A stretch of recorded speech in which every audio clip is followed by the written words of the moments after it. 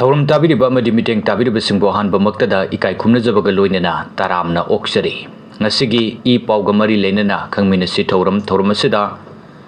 लेंसिन बिगदबा guest Yumnam Rupchandra chief editor Impact TV अहानबमक्तदा ओजाबो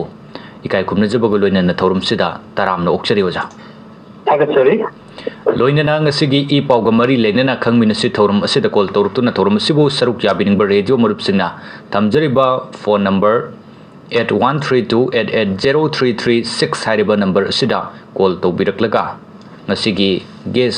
ओजा Yumnam Rupchandra chief editor Impact TV ओजाना थौरम असिदा लेंसिन बिरिंग एमनुंगसिदा ओजादगी खंगबिनिंगबा पाउगा मरी लेनबा ताबिनिंगबो वाफमसिंग तामिनसी थौरम असि मपुंग फाहनमिनसी थौरम सिगी अहानबा कॉल अमतंग लोखचगे ओजा हेलो हेलो कॉल तौबिरकलिबा कना ओइबिरबनो सर फोन कौजरीबा अहात पैरक्तगी थोंगामनबदि कौजै सर होय सर असिगी तरे मखागी पाव अमसुंग नरांगी नुमिदांगी ITV पावदगी लौखतरगा वाफम अमतंग सागी मफमदा थमजरी सर होय हाबियो वाफम अदुदी कोकोमीगी Somendro थौचोमगी वाफम अमद युमफम ओइरगा Isampuda laiba sarkar gi loisang amadi ariba mini secretariat yauna mai khadiba asi manipur gi ariba record ke sang mangan sinaba tawani haiba asigi matangda khangyenda aduga wafam amana ngarang nahanji ki minister na 1960 gi wall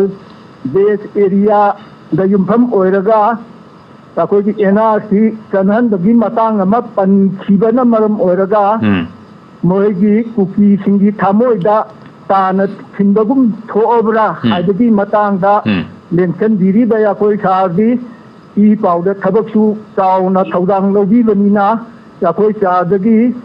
sigi matang da wafam khara khangjage na tawjar pani tha होय थागचरी ओजा अखोगी head constable अमखक Churachandpur दा मा तोंगान तोंगान बे खुचु खुलाई गा मरी लेनबा दुगा लान कापना चिंगबदा यावबगी ओइतोप याबगे दुगुंबा video footage photo न चिंगबा सिंग थेंगनबदगी मासी suspend तौखिबा सिगी Matang सिदा चुरचानपुर दा थोखिबा ऑफिस अमांगा ता थोगन खिबा मयामसी मसी सस्पेंड तौबदुगा मरी लेनरगा सुनाकल अमरोमदा अमुक अखोगी NRC गी बेस ईयर गी मतंग लाखपसिदा मसीदा अखोगी मखोगी डॉक्यूमेंट मयामसी मांगहननबगी दमकता तौरैब्रा हाइबगी नाकल अमरोमदा मुवाफम मयाम लाई वजा स्वाइसिदा कमाइन थम्बिनिंग वजा मसी कमाइन येंबु याय मधुगी वाखलोंदा चंगगा मई थाबा यावबा मी यावरमोय हाइनिंगाय लेति अखोइना उबा मतमदा अखोइगी होय सस्पेंशन कौबसे सस्पेंशन दुगी मायोक्ता मखोय लेपचेबगा सुकाइदे होय डेमोक्रेटिक ओइना तोदबु तौरैबा थबक्तुदी अखोय डिसप्रपोर्शनेट ओय हाइतारे अखोगी SI अमा पुलिस ऑफिसर अमा अखोय सस्पेंड तौबदा अदुगी थाकता इम्फाल दसु अदुम अखोय तौदबनते IRB मैम अमा तौरी नोंमै लाहनगी हाइबगी अखोय कनोदा अखोगी चार्जेस दा अदु दिल्ली दा अदु यामना साथीने कैसु प्रजा मियामना कनो तौदे लोइसंग सिंग अटैक तौदना मांगन बोलबा अदुना चुचामपुर तौरीबसिदा प्रजा मियाम खरना चिंगनरिबा वाफम असी यावरमो हाइनिंगाय लेतेना कोई थमगे अदुगा कनो तौरुगा अखोगी SP अमसुंग DC मोइना तौरीबा थबक मैम अदुदी मखोई ऑल इंडिया सर्विसेस दा लेबा कनो वाक्तनी ऐते फ्रुटगी सुनते थर्ड मेरे थोकिबा थबोक्सिदगी अखोई यारिंगे अखोई मसीगी सेग्रीगेशन से लाबनिना मोइना तौरीबदु ऑन ऑफिशियल लेवल दा येंगगा अदुम वादी वाताई सानरगा मोइ प्रोटेस्ट तबु यारंबनी अदुबु मो पोइना हरक्तना अखोगी DC ऑफिस अदगी SP ऑफिस का से थुकाई खुकाई दना तोरको मईगा थारकपसिदा करिगुंबा मदुगी बिहाइंड दा लेरमगदरा हाइबगी चिंगनबदु अदुम चिंगनबम थोई एन थमजगे अदुगा अमरोमदा अखोगी याम नुंगनांगीदी ꯑꯩꯈꯣꯏꯒꯤ ꯆꯨꯔꯆꯥꯟꯄꯨꯔꯁꯤ ꯃꯣꯛ ꯔꯨꯜꯅ ꯀꯝꯄ꯭ꯂꯤꯠ ꯑꯣꯏꯔꯕ꯭ꯔꯥ ꯍꯥꯏꯕ ꯋꯥꯐꯝ ꯑꯃ ꯍꯪꯅꯤꯡꯕ ꯑꯃ ꯂꯥꯛꯏ ꯍꯧꯖꯤꯛ ꯍꯧꯖꯤꯛꯇꯤ ꯆꯨꯔꯆꯥꯟꯄꯨꯔꯗ ꯄꯨꯂꯤꯁ ꯈꯛꯇꯨꯒꯤ ꯃꯊꯛꯇ ꯂꯩꯔꯤꯁꯤ ꯑꯥꯔꯃꯤ ꯃꯌꯥꯝ ꯑꯃꯁꯨ ꯂꯩꯔꯤꯕꯅꯤ ꯑꯗ ꯑꯥꯔꯃꯤ ꯃꯌꯥꯝ ꯄꯨꯂꯤꯁ ꯃꯌꯥꯝꯗꯣ ꯃꯈꯣꯏꯗ ꯂꯣꯏ ꯀꯥꯞꯄꯒ ꯍꯥꯠꯂꯣ ꯍꯥꯏꯕ ꯅꯠꯇꯦ ꯇꯧꯕꯇꯕꯨ ꯃꯈꯣꯏꯅ ꯀꯔꯝꯕ ꯃꯈꯜꯒꯤ ꯄ꯭ꯔꯤꯑꯦꯝꯞꯇꯤꯞ ꯑꯦꯛꯁꯟ ꯂꯧꯈꯠꯇꯅ ꯏꯝꯐꯥꯜꯗ ꯃꯁꯤꯗ ꯔꯦꯂꯤ ꯑꯃ ꯇꯧꯒꯅꯤ ꯍꯥꯏꯅ ꯇꯧꯕ ꯃꯇꯝꯗ ꯔꯦꯂꯤ ꯊꯣꯔꯛꯀꯦ ꯍꯥꯏꯕ ꯂꯥꯏꯔꯛꯇꯒꯤ ꯊꯤꯡꯕ ꯍꯧꯔꯒ ꯔꯦꯂꯤꯅ ꯌꯧꯁꯤꯜꯂꯛꯀꯗꯧꯕ ꯖꯒꯥ ꯐꯥꯎꯕ ꯑꯩꯈꯣꯏ ꯃꯇꯠ ꯊꯠꯇꯅ ꯌꯧꯁꯤꯜꯍꯜꯂꯛꯇꯕ ꯉꯝꯕ ꯑꯗꯨꯒꯨꯝꯕ ꯀꯩꯅꯣꯗꯨ ꯀꯔꯤ ꯇꯦꯛꯅꯤꯛ ꯃꯌꯥꯝꯗꯨ ꯀꯔꯤꯒꯤ ꯁꯤꯖꯤꯟꯅꯕꯤꯕꯅꯣ ꯆꯨꯔꯆꯥꯟꯄꯨꯔꯗ ꯀꯩꯅꯣ ꯑꯃ ꯇꯧꯕ ꯇꯥꯔꯒꯗꯤ ꯍꯧꯖꯤꯛ ꯂꯩꯔꯤꯕ ꯁꯤꯆꯨꯋꯦꯁꯟꯁꯤꯗ ꯁꯤꯒꯨꯝꯕ ꯚꯣꯂꯇꯥꯏꯜ ꯑꯣꯏꯕ ꯂꯥꯛꯄ ꯌꯥꯏ ꯍꯥꯏꯕꯁꯦ SP ꯑꯃꯁꯨꯡ DCꯅ ꯃꯗꯨ ꯍꯥꯟꯅ ꯀꯩꯅꯣ ꯇꯧꯔꯒ ꯂꯩꯐꯝ ꯊꯣꯛꯏ ꯑꯩꯈꯣꯏꯒꯤ ꯄ꯭ꯔꯤꯄꯦꯌꯔꯗꯅꯦꯁ ꯑꯃ ꯂꯩꯐꯝ ꯊꯣꯛꯏ ꯃꯗꯨ ꯂꯩꯇꯕꯒꯤ ꯑꯍꯣꯕ ꯑꯃꯗꯤ ꯆꯥꯎꯅ ꯎꯏ ꯀꯩꯅꯣꯗ ꯑꯗꯨꯒꯤ ꯑꯃꯨꯛꯁꯨ ꯑꯩꯈꯣꯏꯒꯤ ꯆꯨꯔꯆꯥꯟꯄꯨꯔꯗ ꯂꯩꯔꯤꯕ ꯏꯆꯤꯜ ꯏꯅꯥꯎꯁꯤꯡꯒꯤ ꯀꯩꯅꯣꯗ ꯃꯦꯟꯇꯥꯂꯤꯇꯤꯗ ꯍꯥꯏꯒꯗ꯭ꯔꯥ ꯀꯩꯅꯣꯗ ꯂꯩꯔꯤꯕ ꯄꯣꯠ ꯃꯌꯥꯝ ꯄꯨꯝꯅꯃꯛꯁꯤ ꯃꯈꯣꯏꯗ ꯁꯄꯣꯔꯠ ꯇꯧꯕꯗꯧꯅ ꯎꯔꯒ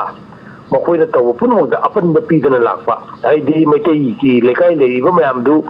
ꯄꯨꯂꯤꯁ ꯑꯥꯔꯃꯤ ꯑꯗꯨꯒ DCꯒꯤ ꯑꯣꯊꯣꯔꯤꯇꯤꯒꯤ ꯃꯤꯠ ꯃꯈꯥꯃꯛꯇꯗ ꯍꯥꯏꯇꯥꯔꯦ ꯃꯤꯠꯌꯦꯡ ꯃꯈꯥꯃꯛꯇꯗ ꯑꯩꯈꯣꯏꯒꯤ ꯕꯨꯜꯗꯣꯖꯔ ꯁꯤꯖꯤꯟꯅꯗꯅ ꯂꯣꯏꯅ ꯇꯛꯈꯥꯏꯔꯒ ꯂꯝꯄꯥꯛ ꯑꯣꯜꯍꯟꯈꯤꯕꯅꯦꯕ ꯑꯗꯨꯒꯨꯝꯕ ꯊꯧꯑꯣꯡ ꯃꯌꯥꯝ ꯑꯃ ꯇꯧꯍꯟꯈꯤꯕ ꯁꯤꯒꯨꯝꯕ ꯃꯌꯥꯝꯁꯤꯅꯁꯨ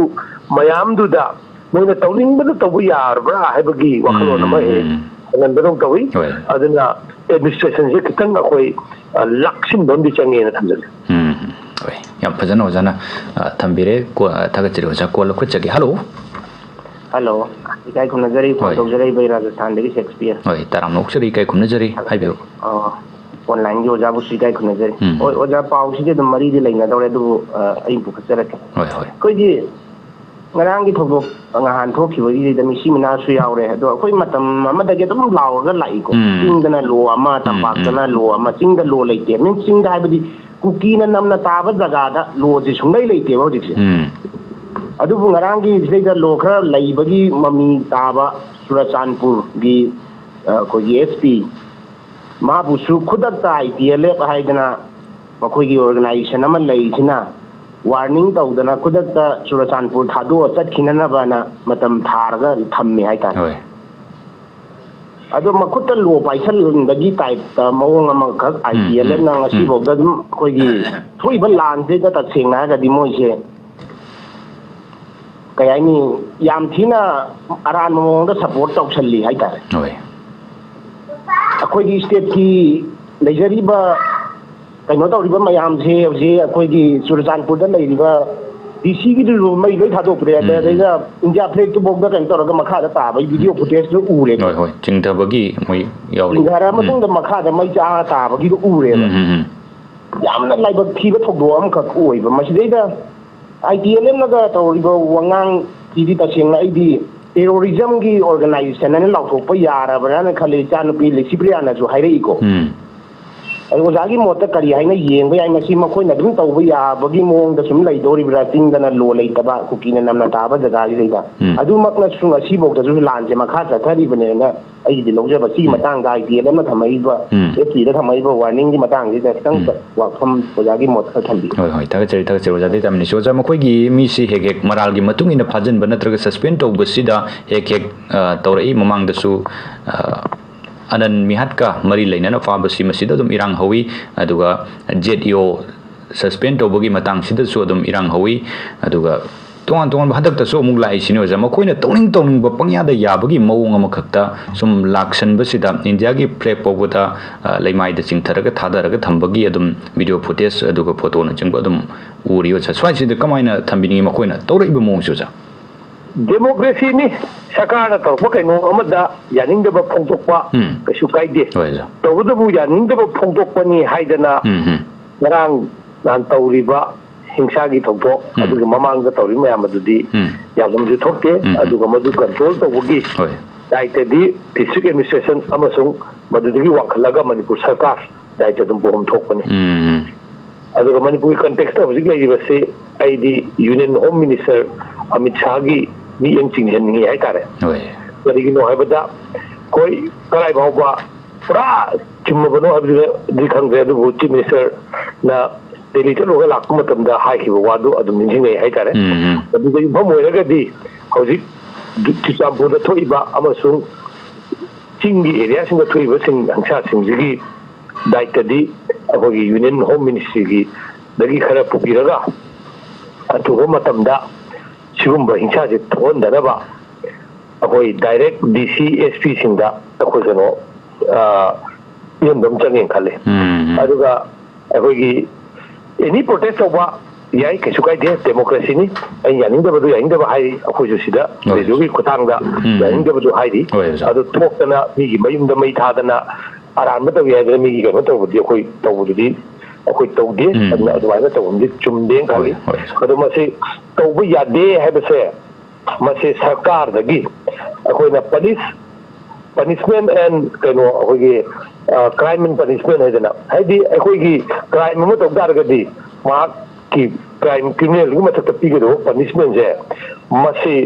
crime दो अमुक तौहननिंदनबा पीबा हैबा अदुगी theory दो मदु पानबा चंगी एनी crime तौरिबा कनो होयो थिगतना भारत की फ्लैग नेट पगी बोइरो नतोई जी मई था पगी बोइरो अखोई एटलीस्ट अखोई वीडियो फुटेज खंगे अमा खंगे व्हाटएवर अफंबा कइनो अमदगी मदु लखतम चंगी लोकल मतुंदा अप्रोप्रिएट ओइबा सिगुम्बा तौतारगदी नंग सिगुम्बा कनो फंगिको हाइ पोटिमा चंगी अदुम्बा तौदरगदी मखा ताना अदुम प्रजा मियाम से अदुम तौनिंगनी थागतचरी ओजा कॉल लखतचगे हेलो यादपरबा वासीदी आयुक्सदा आइरनजित खोमना तोन तगिनिसा ओइ तराम नोक्चरी काय खुनचरी हाबियो थागतचरी सा आइना मेंशन गिरिबा देश तगी आइना निसा खतम खंगनिबसी होजित चुरचानपुरसी यामना तमथीबा साखियो मोंगा मदल लैरे होय होय मोइना वनखला दाचुम साना बखोनारे मसैया इंडिया गी यामने नोलुकना माग मखादा लैबा इंडिया फेक फाउदा मखादा चिंगरगा मई थागी हाय नेशनल हाय खंदी हायरी अदु ओइबा तागदि मतांग सिदा आइना थमजन नियैसी फिलम जी यौरबा फाउबदा इंडिया की भारत वर्षगी लुसिंगबा सारिबा लुसिंगबा ओइबिरिबा कांगबु सिंगना हाबदि मखोजिंदु मनमतिंग ओ दाबा मखो मयाम थंदबा बोरा सेट मिदिना तेबा प्राइम मिनिस्टर अमदि अमित शाह मसैदा करी मरमनि मखोइदा खुदोंग चाबा मखोइबु सुम कंखतना थम्मिबनो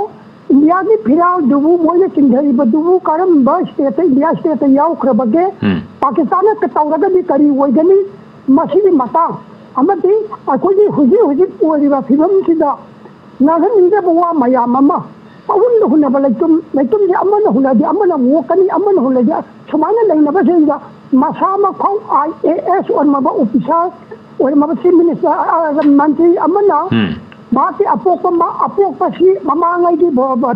बटेन पॉलिटिशियन मखोइना तौरम्बा थबक मयामदु मा मसाना मपा सैजरगा हुला नांगियबा पब्लिक फंक्शन दा मसिगुम्बसी तौहनगनिंदे मरमदि मपा अमतग चैरेबा मा IAS नि अमसुंग मंत्री नि फिजमिलाई ओइरबनी अदु मपा चैरेबा करी मरमदि मसिगुम्बा हुनरगा लगी मतम लाबो हुजिसे मसी हाजनि मागी IAS नो मदु माइ क्वालिफाई ओइदे एन आइडि लौजै हागते मसे पाखुम तन पामजै तामिनसी ओजादगी वफमसिदा ओजा कोलरगी वफमसिदा इदं थंबियोजा होगी इंडियन फ्लैग कनो डिसिक्रेट तौरे कनो पीरे ना हाइबगी पोचे अखोई कुकी की नांगी इरांगी लीडर सागदु मयामसु मदु आइदि फील दबो माने खन करिगिनोदा अखोइना सोशल मीडिया दा थागलेबो यामसि येंग मतमदा अखोई डीसी की कॉम्प्लेक्स मथक्ता थेटका फिरालदु लौथखिबगी फिराल नमा अखोई भाइरल उरे नोंगालकांदा मदु इकाई खुमै अदु कैसु सोक्ते खोते हाइदना अखोई चुचानपुरदा अयुक्ता मई जाखबा ऑफिस अदुगी मथक्तुदा इंडिया फ्लैग तु जुंबगी मा थागलकोजिना करी साके हाय कांदा कंसर्न दि मखोजु ओइबा मालें खाली नसगी पोटसे सेंटर योग्रगदी अखोई बेरा ताब तारे हे हाबगी वखलोन अमदि ताब माले न खले ꯑꯗꯨꯕꯨ ꯑꯗꯨꯃꯥꯏꯅ ꯁꯦꯝꯗꯣꯛꯅꯕ ꯍꯣꯠꯅꯕ ꯐꯅꯌꯥꯝ ꯍꯣꯠꯅꯖꯕ ꯇꯥꯔꯒꯁꯨ ꯑꯩꯈꯣꯏꯒꯤ ꯏꯅꯐ ꯑꯦꯚꯤꯗꯦꯟꯁ ꯍꯥꯏꯇꯥꯔꯦ ꯀꯩꯅꯣꯗ ꯐꯤꯔꯥꯟꯁꯦ ꯑꯗꯨ ꯈꯛꯇ ꯅꯠꯇꯕ ꯂꯩꯃꯥꯏꯗ ꯇꯥꯕ ꯐꯤꯔꯥꯟ ꯃꯌꯥꯝ ꯑꯃ ꯃꯩꯇꯩꯅ ꯆꯪꯉꯒ ꯅꯝꯃꯨꯕ ꯅꯠꯇꯦ ꯃꯣꯏ ꯃꯁꯥ ꯑꯥꯗ ꯏꯔꯥꯡ ꯇꯧꯖꯔꯤꯕ ꯀꯥꯡꯕꯨꯁꯤꯡꯗꯨꯅ ꯅꯝꯃꯒ ꯊꯥꯒꯠꯂꯛꯄ ꯁ꯭ꯋꯥꯏꯁꯤꯗꯅꯤ ꯑꯩꯈꯣꯏꯅ ꯚꯤꯗꯤꯑꯣꯁꯦ ꯑꯩꯈꯣꯏ ꯁ꯭ꯋꯥꯏꯗꯁꯨ ꯍꯧꯖꯤꯛ ꯀꯟꯐ꯭ꯂꯤꯛꯁꯨ ꯂꯣꯏꯗ꯭ꯔꯤꯕꯅꯤ나 ꯚꯤꯗꯤꯑꯣ ꯊꯥꯒꯠꯄꯗ ꯈꯔ ꯈꯔ ꯆꯦꯛꯁꯤꯟꯕ ꯑꯃ ꯆꯪꯉꯤ ꯍꯥꯏꯔꯤꯁꯦ ꯀꯅꯥꯒꯨꯝꯕ ꯀꯥꯟꯗ ꯑꯩꯈꯣꯏꯒꯤ ꯁꯦꯐ ꯑꯣꯏꯔꯒ ꯊꯥꯒꯠꯄꯅꯤ ꯍꯥꯏꯕꯁꯨ ꯂꯩ ꯚꯤꯗꯤꯑꯣ ꯑꯁꯤ ꯍꯦꯛ ꯊꯥꯒꯠ ꯃꯇꯝꯗꯗꯤ ꯃꯈꯣꯏꯅ ꯊꯥꯒꯠꯂꯛꯄꯗ ꯃꯈꯣꯏ ꯑꯩꯈꯣꯏꯅ ꯁꯤꯟꯅꯔꯦ ꯁꯤꯟꯅꯐꯝꯗꯤ ꯊꯣꯛꯇꯦ ꯑꯩꯈꯣꯏ ꯀꯩꯅꯣꯒꯤ ꯑꯣꯏꯅ ꯑꯃ ꯖꯔꯅꯦꯂꯤꯁ ꯑꯃ ꯑꯣꯏꯅꯗꯤ ꯑꯗꯨꯕꯨ ꯌꯥꯝ ꯍꯥꯏꯂꯤ ꯇꯦꯟꯁꯟ ꯑꯣꯏꯔꯕ ꯖꯒꯥꯁꯤꯗ ꯑꯩꯈꯣꯏ ꯑꯗꯨꯝ ꯑꯩꯈꯣꯏꯁꯨ ꯑꯗꯨꯝ ꯆꯤꯡꯁꯤꯜꯂꯦ ꯍꯥꯏꯇꯥꯔꯦꯀꯣ ꯑꯗꯨꯕꯨ ꯑꯩꯈꯣꯏ ꯍꯥꯏꯅꯤꯡꯉꯤꯁꯤ ꯑꯩꯈꯣꯏꯒꯤ ꯁꯤꯒꯨꯝꯕ ꯊꯥꯒꯠꯂꯛꯄ ꯃꯌꯥꯝꯁꯤꯅ ꯑꯩꯈꯣꯏ ꯄ꯭ꯔꯨꯐ ꯑꯣꯏꯍꯟꯈ꯭ꯔꯀꯥꯟꯗ ꯑꯩꯈꯣꯏ ꯃꯈꯣꯏ ꯆꯦꯅꯤꯡꯉꯥꯏ ꯂꯩꯇꯦ ꯍꯥꯏꯇꯥꯔꯦ ꯆꯨꯔꯆꯥꯟꯄꯨꯔꯗ ꯉꯔꯥꯡ ꯊꯣꯛꯈꯤꯕ ꯊꯧꯗꯣꯛ ꯑꯁꯤꯗ ꯈꯪꯅ ꯇꯧꯔꯤꯕ꯭ꯔꯥ ꯈꯪꯗꯅ ꯇꯧꯔꯤꯕ꯭ꯔꯥ ꯑꯩꯈꯣꯏ ꯚꯥꯔꯠꯀꯤ ꯄ꯭ꯔꯥꯏꯝ ꯃꯤꯅꯤꯁꯇꯔ ꯑꯃꯁꯨꯡ ꯍꯣꯝ ꯃꯤꯅꯤꯁꯇꯔꯅ ꯌꯥꯝꯅ ꯅꯨꯡꯁꯤꯖꯅ ꯉꯥꯛꯆꯔꯒ ꯊꯝꯕ ꯐꯤꯔꯥꯟꯁꯤꯃꯁꯤ ꯈꯣꯡꯒꯣꯏꯅꯈ꯭ꯔꯦ ꯍꯥꯏꯕꯗꯤ ꯌꯥꯝ ꯀ꯭ꯂꯤꯌꯥꯔ ꯑꯣꯏꯔꯦ ꯑꯗꯣ ꯃꯗꯨ ꯈꯣꯡꯒꯣꯏꯅꯈ꯭ꯔꯦ ꯍꯥꯏꯕ ꯄꯣꯠꯇꯨ ꯌꯥꯝ ꯀ꯭ꯂꯤꯌꯥꯔ ꯑꯣꯏꯇꯥꯔꯒꯁꯨ ꯑꯦꯗꯃꯤꯅꯤꯁꯇ꯭ꯔꯦꯁꯟ ꯑꯃꯒꯤ ꯇꯧꯕꯒꯤ ꯊꯕꯛ ꯀꯔꯤ ꯇꯧꯔꯛꯀꯗꯒꯦ ꯍꯥꯏꯕꯗꯨꯗꯤ ꯑꯗꯨꯝ ꯈꯨꯗꯛꯇꯗꯤ ꯄꯥꯜꯂꯣꯏ ꯑꯗꯨꯝ ꯁꯣꯏꯗꯅꯃꯛ ꯑꯩ ꯇꯧꯐꯝ ꯊꯣꯛꯏ ꯑꯃꯁꯨꯡ ꯇꯧꯔꯛꯀꯅꯤ ꯍꯥꯏꯕꯒꯤ ꯊꯥꯖꯕꯗꯤ ꯂꯩ ꯍꯥꯏꯇꯥꯔꯦ ꯑꯗꯨ ꯇꯧꯗ꯭ꯔꯒꯗꯤ ꯑꯃꯨꯛꯀ ꯍꯦꯟꯅ ꯃꯃꯥꯡꯗ ꯍꯥꯏꯕꯤꯈꯤ ꯑꯗꯨꯃꯥꯏꯅ ꯏꯔꯥꯡ ꯇꯧꯔꯤꯕ ꯃꯤꯁꯤꯡ ꯑꯁꯤꯒꯤ ꯃꯄꯥꯡꯒꯜ ꯀꯟꯈꯠꯄꯗ ꯃꯇꯦꯡ ꯄꯥꯡꯒꯗꯣꯏꯅꯤ ꯑꯩꯈꯣꯏꯅ ꯇꯧꯅꯤꯡꯕꯗ ꯇꯧꯕ ꯌꯥꯔꯕꯅꯤ ꯁꯤ ꯁꯔꯀꯥꯔꯁꯦ ꯑꯩꯈꯣꯏꯒꯤ ꯐꯣꯔꯗ ꯂꯩꯔꯕꯅꯤ ꯍꯥꯏꯗꯅ ꯋꯥꯈꯜꯂꯣꯟ ꯑꯃ प्रजा ꯃꯤꯌꯥꯝꯗ ꯈꯟꯈ꯭ꯔꯒ ꯃꯗꯨꯗꯒꯤ ꯃꯈꯥ ꯇꯥꯅ ꯇꯧꯔꯛꯄꯗꯨ ꯑꯃꯨꯛꯀ ꯍꯦꯟꯅ ꯁꯥꯊꯤꯒꯗꯣꯔꯤꯕꯅꯤ ꯑꯗꯨꯅ ꯑꯩꯒꯤ ꯋꯥꯈꯜꯂꯣꯟꯗ ꯁꯦꯟꯇꯔ ꯃꯁꯤꯒꯤ ꯃꯇꯥꯡꯗ ꯇꯨꯃꯤꯟꯅ ꯂꯩꯔꯣꯏꯅ ꯈꯜꯂꯤ ꯑꯗꯨꯒ ꯁ꯭ꯇꯦꯠ ꯁꯔꯀꯥꯔꯅꯁꯨ ꯁꯦꯟꯇꯔꯗ ꯃꯗꯨꯒꯤ ꯄꯤꯐꯝ ꯊꯣꯛꯄ ꯔꯤꯄꯣꯔꯠꯇꯨ ꯃꯄꯨꯡ ꯐꯥꯅ ꯁꯣꯏꯗꯅꯃꯛ ꯄꯤꯒꯅꯤ ꯈꯜꯂꯤ ꯑꯗꯣ ꯍꯧꯖꯤꯛ ꯁꯣꯏꯗꯅꯃꯛ ꯍꯧꯖꯤꯛ SP ꯀꯩꯅꯣ ꯑꯃꯁꯨꯡ ꯅꯪꯒꯤ ꯂꯩꯔꯤꯕ DC ꯑꯅꯤꯃꯛ ꯍꯧꯖꯤꯛ ꯃꯣꯏꯒꯤ ꯑꯣꯐꯤꯁꯇ ꯐꯝꯃꯒ ꯊꯕꯛ ꯇꯧꯕ ꯌꯥꯗ꯭ꯔꯕꯅꯤ ꯑꯥꯔꯃꯤꯗ ꯆꯪꯖꯗꯅ ꯑꯩꯈꯣꯏꯒꯤ ꯑꯥꯔꯃꯤꯗ ꯄ꯭ꯔꯣꯇꯦꯛꯁꯟ ꯄꯤꯗꯅ ꯂꯩꯕꯒꯤ ꯑꯩꯈꯣꯏ ꯄꯥꯎ ꯇꯥꯏ ꯑꯗꯨ ꯑꯣꯏꯇꯥꯔꯒꯗꯤ ꯃꯈꯣꯏꯒꯤ ꯑꯣꯏꯕ ꯔꯤꯄꯣꯔꯠ ꯑꯃꯁꯨ ꯁꯦꯟꯇꯔꯗ ꯁꯣꯏꯅ ꯀꯧꯔꯝꯒꯅꯤ ꯃꯗꯨꯒꯤ ꯁꯦꯟꯇꯔ ꯔꯤꯄꯣꯔꯠꯇꯨ ꯐꯪꯕ ꯃꯇꯨꯡꯗ ꯀꯔꯤ ꯇꯧꯕ ꯌꯥꯒꯦ ꯑꯗꯨ ꯁꯣꯏꯗꯅꯃꯛ ꯇꯧꯐꯝ ꯊꯣꯛꯏꯅ ꯈꯜꯂꯤ ꯇꯧꯔꯛꯇ꯭ꯔꯒꯗꯤ ꯃꯗꯨꯅ ꯆꯤꯡꯗ ꯈꯛꯇ ꯏꯅꯣꯠ ꯄꯤꯕꯗ ꯅꯠꯇꯅ ꯇꯝꯄꯥꯛꯇ ꯂꯩꯔꯤꯕ ꯏꯆꯤꯟ ꯏꯅꯥꯎ ꯃꯌꯥꯝ ꯑꯃꯗꯁꯨ ꯏꯅꯣꯠ ꯄꯤꯔꯛꯀꯗꯣꯏꯅꯤ ꯀꯔꯤꯒꯨꯝꯕ ꯑꯩꯈꯣꯏ ꯀꯨꯀꯤ ꯏꯆꯤꯟ ꯏꯅꯥꯎꯁꯤꯡꯁꯤꯅ ꯇꯧꯅꯤꯡꯕꯗ ꯇꯧꯍꯜꯂꯕ ꯀꯥꯞꯅꯤꯡꯕꯗ ꯀꯥꯞꯍꯜꯂꯕ ꯑꯗꯨꯒ ꯇꯝꯄꯥꯛꯇꯅ ꯑꯩꯈꯣꯏꯁꯤ ꯁꯔꯀꯥꯔꯒꯤ ꯂꯩꯔꯤꯕ ꯐꯣꯔꯁ ꯃꯌꯥꯝꯁꯤꯅ ꯑꯩꯈꯣꯏꯁꯤ ꯈꯨꯠ ꯄꯨꯟꯁꯤꯟꯕꯤꯔꯒ ꯂꯩꯔꯦ ꯍꯥꯏꯕꯒꯤ ꯋꯥꯈꯜꯂꯣꯟꯗꯣ ꯁꯨꯝ ꯆꯥꯎꯈꯠꯂꯛꯄ ꯇꯥꯔꯒꯗꯤ ꯇꯝꯄꯥꯛꯇ ꯂꯩꯔꯤꯕ ꯅꯍꯥꯁꯤꯡ ꯑꯁꯤꯁꯨ ꯍꯧꯖꯤꯛ ꯅꯍꯥ ꯂꯣꯏ ꯌꯥꯎꯗ꯭ꯔꯤ ꯅꯍꯥ ꯃꯌꯥꯝ ꯑꯃ ꯌꯥꯎꯔꯦ ꯐ꯭ꯔꯟꯠ ꯂꯥꯏꯟꯗ ꯆꯪꯕꯗ ꯑꯗꯨꯒ ꯕꯤꯍꯥꯏꯟꯗꯒꯤ ꯃꯇꯦꯡ ꯄꯥꯡꯕ ꯃꯌꯥꯝ ꯑꯃ ꯌꯥꯎꯔꯦ ꯂꯦꯚꯦꯜꯅꯤ ꯅꯨꯄꯤꯗꯒꯤ ꯑꯉꯥꯡꯗꯒꯤ ꯑꯩꯈꯣꯏ ꯁꯤꯗ ꯐ꯭ꯔꯟꯠ ꯂꯥꯏꯟꯗ ꯉꯥꯛꯏꯕꯁꯤꯡꯒꯤ ꯀꯣꯟ ꯂꯤꯛ ꯐꯦꯡꯕ ꯅꯨꯄꯤ ꯃꯆꯥꯁꯤꯡ ꯆꯪꯁꯤꯜꯂꯒ ꯌꯥꯎꯕꯒꯤ ꯑꯩꯈꯣꯏ ꯚꯤꯗꯤꯑꯣꯗ ꯐꯦꯁꯕꯨꯛꯇ ꯊꯥꯒꯠꯂꯛꯄ ꯃꯌꯥꯝ ꯊꯦꯡꯅꯔꯦ ꯑꯗꯨꯅ ꯄꯣꯄꯨꯂꯦꯁꯟꯁꯤ ꯄꯨꯂꯞ ꯑꯣꯏꯅ ꯏꯟꯚꯣꯜꯚ ꯍꯦꯛ ꯇꯧꯔꯛꯄ ꯇꯥꯔꯒꯗꯤ ꯒꯚꯔꯟꯃꯦꯟꯠ ꯑꯣꯐ ꯏꯟꯗꯤꯌꯥꯅ ꯃꯨꯊꯠꯀꯦꯅ ꯈꯟꯕ ꯃꯩꯗꯣ ꯃꯨꯊꯠꯄ ꯉꯝꯃꯛꯇꯕ ꯌꯥꯏ ꯑꯗꯨꯅ ꯌꯥꯔꯒꯗꯤ ꯁꯤꯒꯨꯝꯕ ꯏꯟꯁꯤꯗꯦꯟꯁꯤ ꯑꯩꯈꯣꯏ ꯁꯔꯀꯥꯔꯅ ꯑꯊꯨꯕꯗ ꯃꯥꯒꯤ ꯂꯧꯈꯠꯐꯝ ꯊꯣꯛꯄ ꯊꯕꯛꯇꯣ ꯂꯧꯈꯠꯂꯒ ꯇꯧꯕ ꯇꯥꯔꯒꯗꯤ ꯃꯇꯝ ꯆꯥꯅ ꯇꯧꯕ ꯇꯥꯔꯒꯗꯤ ꯐ꯭ꯌꯨꯆꯔꯗ ꯂꯣ ꯑꯦꯟ ꯑꯣꯔꯗꯔ ꯃꯦꯟꯇꯦꯟ ꯇꯧꯕꯗ ꯃꯇꯦꯡ ꯄꯥꯡꯒꯅꯤ ꯇꯝꯕꯤꯌꯨ ꯍꯣꯏ ꯌꯥꯝ ꯐꯖꯅ ꯑꯣꯖꯥꯅ ꯊꯝꯕꯤꯔꯤ ꯃꯇꯨꯡ ꯇꯥꯔꯛꯄꯗ ꯑꯩꯈꯣꯏꯒꯤ ꯐꯠꯇ ꯅꯨꯡꯗ ꯊꯣꯛꯂꯛꯄ ꯃꯌꯥꯝꯗꯒꯤ ꯉꯥꯛꯊꯣꯛꯅꯅꯕꯒꯤ ꯍꯧꯖꯤꯛ ꯇꯧꯔꯤꯕꯁꯤꯗ ꯃꯁꯤꯗ ꯆꯞ ꯆꯥꯅ ꯑꯦꯛꯁꯟ ꯂꯧꯈꯠ ꯊꯦꯡꯅꯕ ꯑꯃ ꯆꯪꯉꯤ ꯍꯥꯏꯕ ꯋꯥꯐꯝꯗꯨꯅꯤ ꯌꯥꯝ ꯐꯖꯩ ꯑꯣꯖꯥ ꯀꯣꯜ ꯂꯧꯈꯠꯆꯒꯦ hello good morning sir good morning ꯑꯩ ꯐꯣꯟ ꯇꯧꯖꯔꯤꯕ ꯃꯌꯥꯝ ꯏꯝꯐꯥꯜꯗꯒꯤ ꯆꯥꯎꯕ ꯈꯣꯡꯃꯟꯇꯥꯕꯅꯤ ꯁꯥꯔ ꯑꯩꯒꯤ ꯒꯦꯁꯄꯨ ꯑꯍꯥꯟꯕ ꯑꯃꯨꯛꯇꯤ ꯏꯀꯥꯏ ꯈꯨꯝꯅꯖꯔꯤ ꯏꯀꯥꯏ ꯈꯨꯝꯅꯖꯔꯤ ꯍꯥꯏꯕꯤꯌꯨ ꯑꯣꯏꯜ ꯄꯝꯁꯤꯡ ꯊꯣꯡ ꯂꯣꯟꯈꯤꯕꯗꯒꯤ ꯃꯤꯌꯥꯝꯅ ꯆꯥꯎꯅ ꯑꯋꯥꯕ ꯃꯥꯌꯣꯛꯅꯔꯦ ꯃꯔꯨꯑꯣꯏꯅ ꯄꯥꯕ꯭ꯂꯤꯛ ꯇ꯭ꯔꯥꯟꯁꯄꯣꯔꯠ ꯑꯌꯥꯝꯕ ꯂꯦꯞꯅꯈ꯭ꯔꯦ ꯍꯥꯏꯕ ꯋꯥꯐꯝ ꯑꯃꯈꯛ ꯈꯕꯔꯁꯤ ꯆꯥꯎꯅ ꯍꯦꯇꯤꯡꯗ ꯌꯥꯎꯔꯦ ꯊꯣꯡ ꯂꯣꯟꯕ ꯑꯣꯏꯜ ꯄꯝꯁꯤꯡꯁꯦ ꯊꯣꯡ ꯂꯣꯟꯕ ꯁꯤꯗ ꯁꯣꯛꯏꯕꯁꯤ ꯀꯗꯥꯏꯗꯅೋ ꯍꯥꯏꯕꯗ ꯄ꯭ꯔꯖꯥ ꯃꯌꯥꯝꯁꯦ ꯂꯣꯏꯅꯃꯛ ꯁꯣꯛꯏꯕꯅꯤ ꯃꯁꯤꯗ ꯑꯩꯈꯣꯏꯒꯤ ꯏꯆꯤꯜ ꯏꯅꯥꯎ ꯀꯩꯁꯨ ꯈꯪꯖꯗꯕ ꯃꯁꯤꯗ ꯇꯧꯕ ꯑꯃꯅ ꯐꯠꯇ꯭ꯔꯒ ꯃꯤꯄꯨꯝ ꯈꯨꯗꯤꯡꯃꯛꯀꯤ ꯑꯋꯥꯕ ꯄꯤꯕ ꯍꯥꯏꯕ ꯄꯣꯠꯇꯨꯃꯗꯤ ꯃꯁꯤꯗ ꯇꯥꯔꯕ꯭ꯔꯥ ꯍꯥꯏꯅ ꯈꯟꯖꯩ ꯃꯔꯝꯗꯤ ꯀꯩꯅꯣꯗ ꯑꯣꯏꯜ ꯄꯝꯁꯦ ꯊꯣꯡ ꯂꯣꯜꯂꯒ ꯃꯈꯣꯏꯅ ꯍꯥꯏꯔꯤꯕ ꯃꯔꯣꯟꯁꯤꯗ ꯁꯤꯔꯤꯌꯁ ꯁꯦꯟꯈꯥꯏ ꯊꯨꯝꯈꯥꯏꯅ ꯑꯩꯈꯣꯏꯒꯤ ꯄꯨꯕ ꯊꯥꯡꯕ ꯉꯝꯗ꯭ꯔꯦ ꯑꯗꯨꯅ ꯃꯁꯤꯅ ꯃꯔꯝ ꯑꯣꯏꯔꯒ ꯃꯁꯤ ꯑꯩꯈꯣꯏꯅ ꯊꯣꯡ ꯂꯣꯟꯕꯅꯤ ꯍꯥꯏꯅ ꯑꯃꯨꯛ ꯍꯥꯏꯔꯦ ꯑꯩꯈꯣꯏꯅ ꯊꯣꯡ ꯂꯣꯜꯂꯒ oil pumping thong lolga thousing the more stock adum thamaga di makoi ji sendung ji lakidra adum makoina phangiba pandam je adum yorkidra aduna parja mayam gi awaba khari yengaga masigi handokpadi sumni ado lamamdagi lana saliba kunga ko isinna goina awa mayu ngari basi makoina saliba khong satpadi adamne thau hapaga sakke dorimne aduna makoina lojal lagadi Sirasano makoi jingse moina hatna sano matiang pang buta makoi yapset pagasa manara bahai bo wakalon jini sar masai matang ida gas ki mot kajitang tajegi hoi oja hojik si oil pump si nimit humni thong lon gani haidana hojik si loli marak si dai koi thau si lupa chamaga nifu chamaga yankai phawbo yowe haibagi wafum leri petrol liter amada aduna hojik si khul ngak pa chaliba natragan ana ayeki karigi mem ama wana gi chaliba khuding mak sida yam chawba awaba makhak mayok nare haibadi thau liter da lupa chama yankai da chama nifu da halak panina khudong chadaba se duki dik mayok nare adubo somda muk nakal amada muk oil pump sing sina muk khudong chadaba si yam chawna bagi awaba dudi makoinong phongdoroi basina hojik si senkai thungkai khulai paiba sing khulai paidaba singi senkai thungkai si da makoi si khangba ngamdre khogi lambi si piksalakpanina hanadi lambi si chawna manipur si thungna chaning mafam da chatpa yarambane adubo lambi si yam tensilakpana maram boraga gari thausi hanadagi yamna ka henthana yonbagi wafamam kak lakba sigi mathakta senkai thungkai di yam chawna henkalakba aduna bank dagi lawruba senpam sing si EMI thiba ngamaktabadagi madu thong lon bada tara e haibagi wafam phawo dum phungdok pulai ri wacha swai sida koi miyam sinasu masigi awaba miyam su loi wanari wabu budi adubo makoi gi awaba polum sikitang aikoina hantanabagi wakalon sida yam kanna senkai thungkai si makoi da yauhan bidana kitang hantabiraga hana ki khudong chadaba leiramba hana dongna miyam su dum khudong chana naba walpam singsi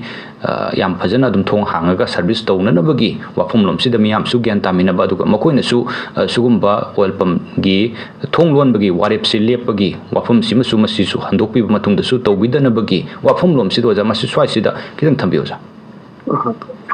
mamangda CSO kya unaba aduga tohan ba forum da nainabata ayam haidare sigi potse lakni aba potse oi waja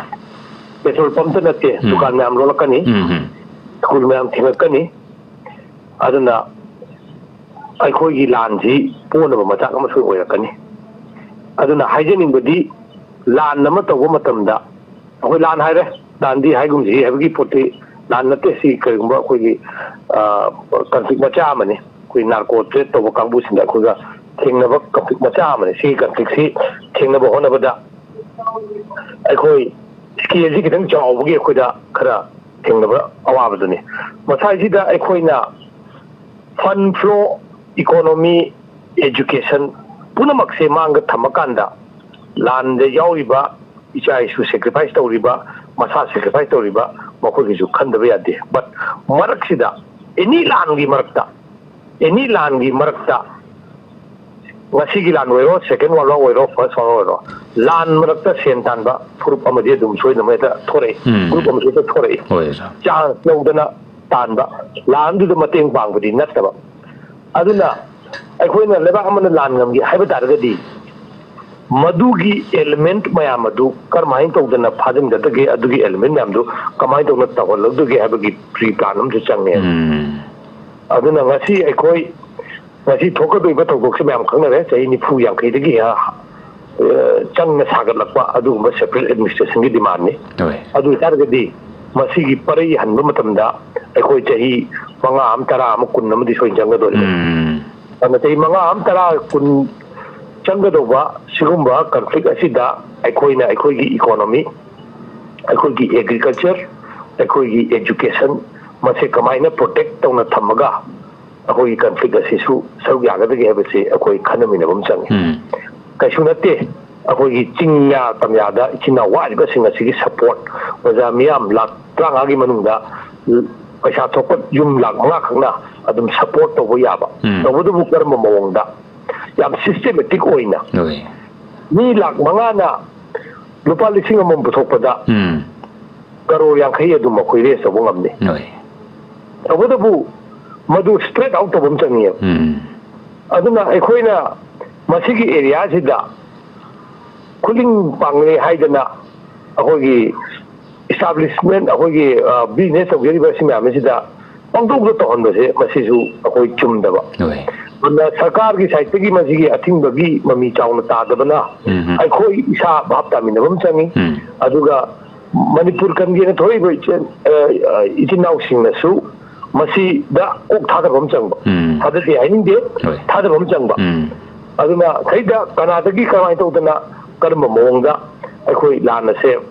ꯑꯩꯈꯣꯏ conflict ꯑꯁꯦ finance ꯇꯧꯁꯤꯒꯦ ꯍꯥꯏꯕꯁꯦ ꯃꯁꯤꯒꯤ financial ꯀꯩꯅꯣ ꯑꯃ financial discipline ꯑꯃꯈꯛ ꯑꯩꯈꯣꯏ ꯏꯚꯣꯜꯕ ꯇꯧꯗ꯭ꯔꯒꯗꯤ ꯑꯋꯥꯕ ꯃꯔꯛꯁꯤꯗ ꯃꯗꯨꯒꯤ ꯁꯦꯝꯗꯣꯛꯄ ꯃꯗꯨꯒꯤ ꯄꯔꯤꯡ ꯑꯃ ꯑꯩꯈꯣꯏꯅ ꯀꯩꯅꯣ ꯇꯧꯗ꯭ꯔꯒꯗꯤ ꯁꯣꯏꯗꯅꯃꯛ ꯑꯩꯈꯣꯏ ꯃꯁꯦꯟ ꯀꯩꯅꯣꯗ ꯉꯁꯤ ꯄꯤꯔꯝꯕ ꯌꯥꯏ ꯍꯌꯦꯡ ꯄꯤꯔꯝꯕ ꯌꯥꯏ ꯃꯃꯥꯡꯗ ꯑꯩꯈꯣꯏꯅ IAS ꯑꯣꯐꯤꯁꯔ ꯈꯪꯗꯦ MCS ꯑꯣꯐꯤꯁꯔ ꯈꯪꯗꯦ ꯁꯨꯝ ꯋꯥꯔꯤ ꯁꯥꯟꯅꯕ ꯀꯥꯟꯗ ꯃꯈꯣꯏꯅ ꯊꯣꯛꯏꯕ ꯀꯟꯐ꯭ꯂꯤꯛ ꯑꯁꯤꯗ ꯌꯥꯝꯅ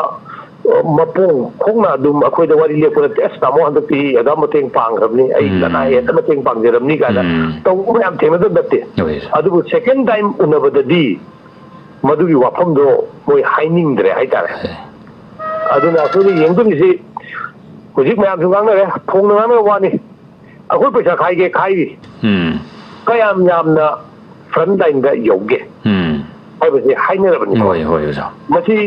ꯍꯥꯏꯅꯔꯕꯅꯤꯅ ꯑꯩꯈꯣꯏꯒꯤ ꯏꯆꯤꯟ ꯏꯅꯥꯎꯁꯤꯡꯅ ꯑꯩꯈꯣꯏꯒꯤ ꯐꯖꯅ ꯃꯁꯤ ꯁꯤ ꯍꯥꯏꯅꯔꯒꯗꯤ ネクストꯁ꯭ꯇꯦꯞꯁꯦ ꯀꯔꯤ ꯂꯥꯛꯄ ꯌꯥꯏ ꯍꯥꯏꯁꯦ ꯑꯩꯈꯣꯏ ꯈꯟꯊꯕ ꯑꯃ ꯆꯪꯉꯤ ꯑꯗꯨꯒ ꯑꯃꯔꯣꯝꯗ ꯑꯩꯅ ꯍꯥꯏꯅꯤꯡꯕ ꯂꯩꯀꯥꯏꯒꯤ ꯂꯩꯔꯤꯕ ꯀ꯭ꯂꯕꯁꯤꯡꯅ ꯃꯁꯥꯏꯁꯤꯗ ꯑꯩꯈꯣꯏ ꯔꯣꯜ ꯈꯔ ꯂꯧꯕ ꯌꯥꯕ꯭ꯔꯥꯅ ꯈꯜꯂꯤ ꯀ꯭ꯂꯕ ꯄꯦꯇ꯭ꯔꯣꯜ ꯄꯝꯅ ꯂꯩꯔꯤꯕ ꯖꯒꯥꯗꯨꯒꯤ ꯂꯩꯀꯥꯏꯒꯤ ꯑꯩꯈꯣꯏ ꯃꯤꯑꯣꯏꯁꯤꯡ ꯗꯨꯀꯥꯟ ꯐꯝꯃꯤꯕ ꯁꯤꯡꯖꯃꯩ ꯑꯣꯏꯔꯣ ꯁꯤꯡꯖꯃꯩ ꯗꯨꯀꯥꯟ ꯐꯝꯃꯤꯕ ꯁꯤꯡꯖꯃꯩꯒꯤ ꯑꯀꯣꯏꯕꯗ ꯇꯥꯔꯤꯕ ꯑꯗꯨꯗ ꯁꯣꯏꯗꯅ ꯂꯩꯀꯥꯏ ꯀꯩꯅꯣ ꯂꯣꯏ ꯂꯩꯔꯝꯒꯅꯤ ꯑꯗꯨꯅ ꯃꯣꯏ ꯃꯌꯥꯝꯁꯤꯅ ꯚꯣꯂꯟꯇꯔꯤꯂꯤ ꯑꯣꯏꯅ ꯑꯩꯈꯣꯏꯒꯤ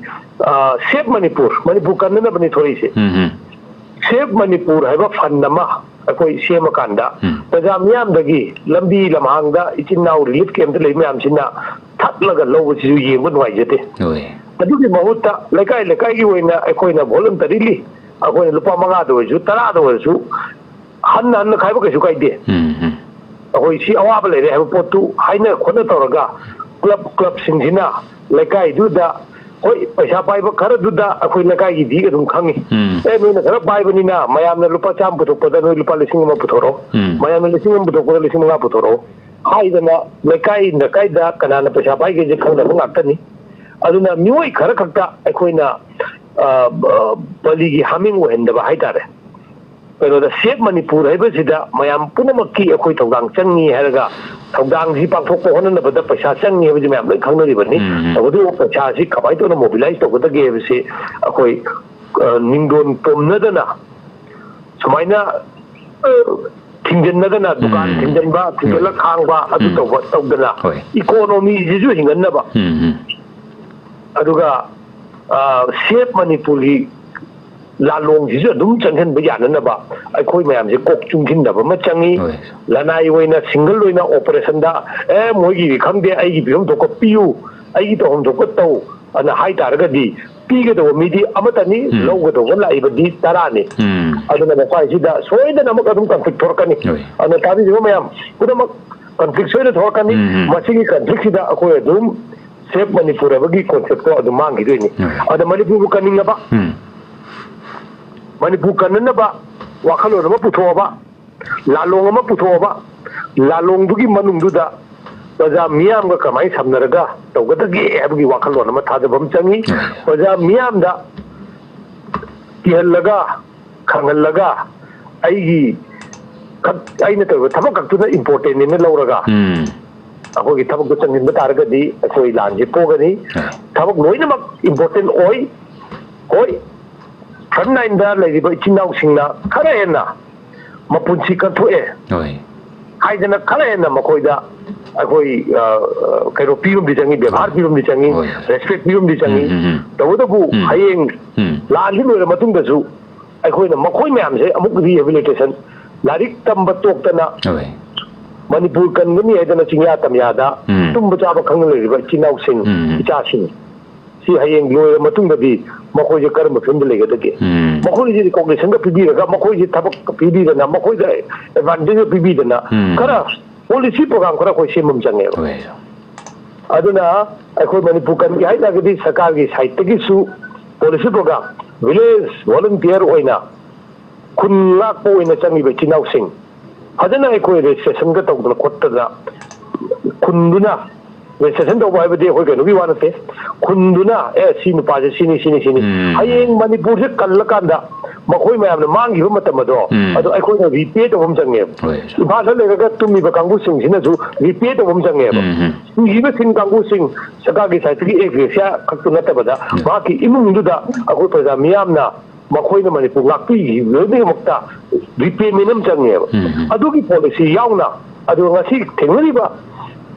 kaino sisu lalong sisu masi finance ong ba akhoi myam amaga khana da bida amada hena bhar pina da bida amaga akhoi gi system amaga evolve to ba puthok bi change ba madu puthok tra ga di akhoi awabada adum tagani akhoi masin khanagani akhoi masin amaga da yengthina ba amaga da akan ba wangang na ba amaga da mukna ba se Masih hingga nak ni na saya kamjani. Oi, takat cari oja. Yang pesan oja nambire. Kalau kau cakap hello. Hello. Anu mungkin ada sesuatu yang kamu misalnya kaya na. Kalau mau pun mungkin ni kau nak kurang dari. Oi, kaya kau nak cari hai bio. Sah, pausi sekarang ni midang kita ni makanya pausi ni lepas jadi. Hai bio. Kau ye, sehari kerana ni pancu di bawah sing lan kap pada yahan ni kan no. Hai bawa apa mama kap, hai tak jauh. Tapi ni bawa apa ni sah. Jadi kalau di Iran kita sah, tangga sih nak ada kau ye. Sumang lelada tanah lepas na otomatis na sana ba koi lela amada Hitler na koi Libya bu khungam du yam tam thiu mong da ni lo hat thi mong du gi la long ga tam man ra kan dei sa maran ni sir ojik tori si itai da tan na ma koi na khut tharak ne Libya bu khungam sumna ta gi ni chama khak lai bu da koi na khut tharaga mi du putum na mangal laga ma koi lam du kalak ni ho ba pothok tu kalak ni ho bodagi tawbo aduga samana jekim kano poki kanguna mite tawse khoi mite singchi gi da kalak ge mong am diwi aduna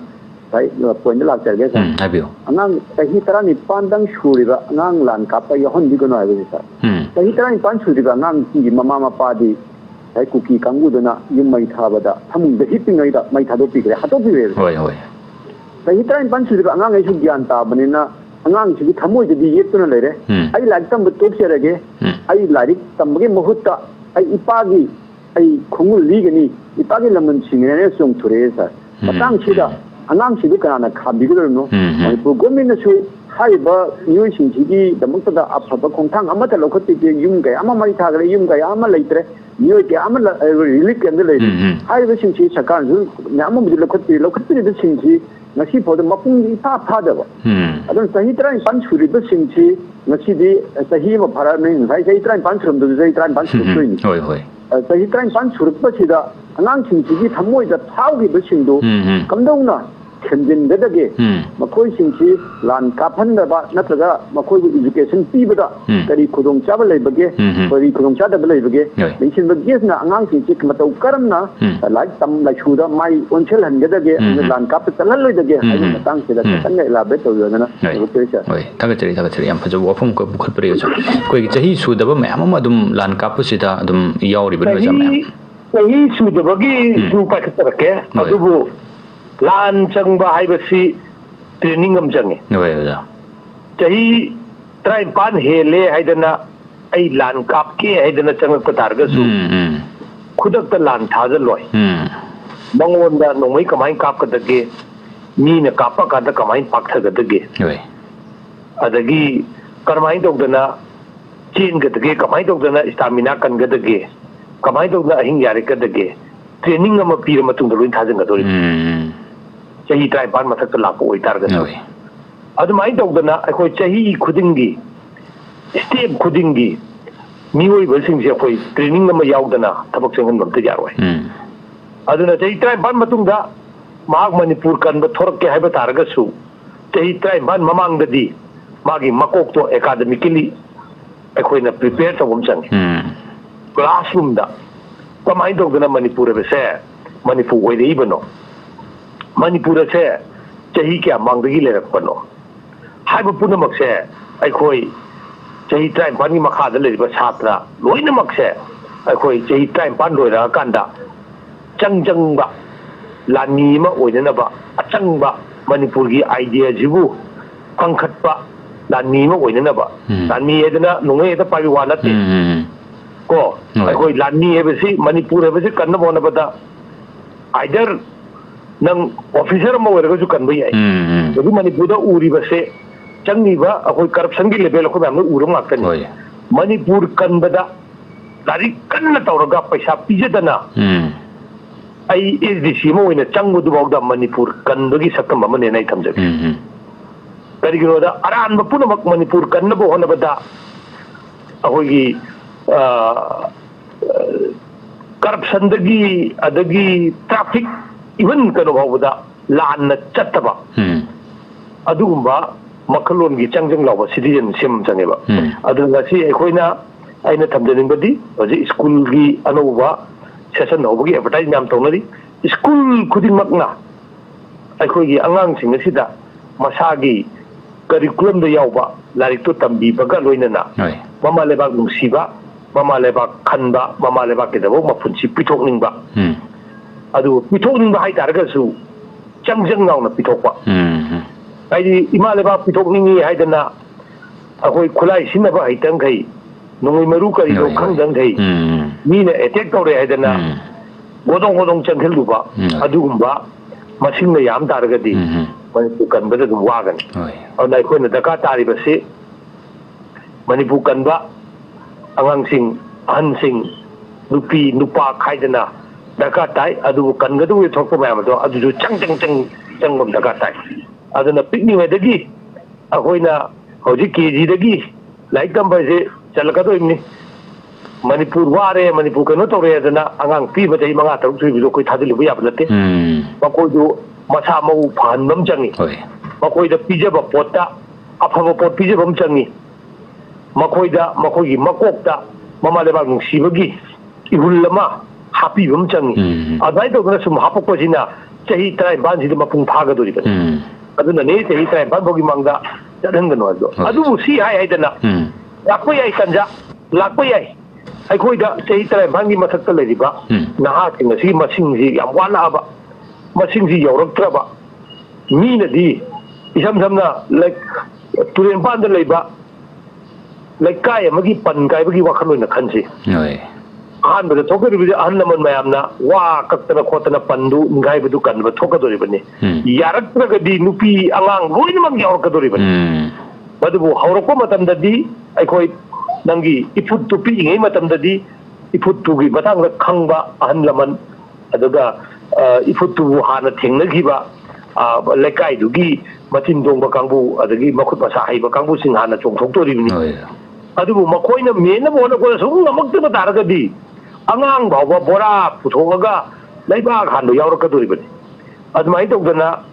akoi stage by stage waina akoi mi singi human resource amse akoi sinaba haigadoboni adu natabida kainoma thoe haidana loina mak hek chongjallaga tabak tongnaba honaba taragadi madugisu phattaba dum leini aduna aina thamjaningbadi hojik akoi chahi trai bangi makhada leba angang singi service daka tarabra yam kanna tarabra aduma ana khangmam jangi karigumba ta de na khanba ta taragadi nakoi larik tamgo nakoi dan yam phajaba makak thoi angang amakak yawjeninge na thorakpada akoi luptu maming di panjararoi lup amakaki leader amana yam phajana mangonda nang chahi kya surega na hangaga akoi mangonda poktak pibiba amakak thum thengna jagi ai tare bhai lorakpa madu yam phajai madu mo wakhalon haigadra haibadi angang sing da het nang like tamu hoji nakoi ai siraga nang ni matung da lakadoi je adu nang ju sidana ba nasa kanjaba ngamna ba nang training nasa kanjaba ngamna ba aduga kari nang tawiba tabaka do ngamna ba wakhalon amakak nangi manung da su sagatpam changi madu ma da adina tamma lao aduga hayeng ai ngasi phannan da leiba ai se ai ne pai no mai se ai ne sigra matungda nang pa hogo ni kana angang sing ase akogi adum thembada adum yagani na khale themba yari da leite ado ma khoi su future ni akoina marum on riba kok riba yerum dubu yen ꯂꯥꯕꯅꯤ ꯍꯥꯏꯅ ꯈꯜꯂꯒ ꯁꯤꯖꯤꯟꯅꯕ ꯆꯨꯝꯃꯣꯏ ꯍꯥꯏꯅ ꯊꯝꯖꯒꯦ ꯍꯣꯏ ꯊꯥꯒꯠꯆꯔꯤ ꯑꯣꯖꯥ call ꯂꯧꯈꯠꯆꯔꯤ hello ꯁꯥꯔ ꯑꯃꯗꯤ gas ꯑꯅꯤꯕꯨ ꯇꯔꯥꯝꯅ ꯑꯣꯛꯆꯔꯤ ꯍꯥꯏꯕꯤꯌꯨ ꯑꯩ ꯐꯣꯟ ꯇꯧꯖꯔꯛꯏꯕ ꯑꯩ ꯎꯆꯤꯋꯥ ꯃꯁꯄꯥꯎꯗꯒꯤ ꯐꯦꯔꯣꯁꯅꯤ ꯍꯥꯏꯕꯤꯌꯨ ꯍꯥꯏꯕꯤꯌꯨ ꯁꯥꯔ ꯉꯁꯤꯃꯛꯇꯤ ꯅꯠꯆꯗ꯭ꯔꯦ ꯉꯁꯤ ꯉꯔꯥꯡꯒꯤꯗ ꯑꯩꯈꯣꯏꯒꯤ ꯁꯨꯒꯅꯨꯗ ꯊꯣꯛꯈꯤꯕ ꯊꯧꯗꯣꯛ ꯑꯃꯗ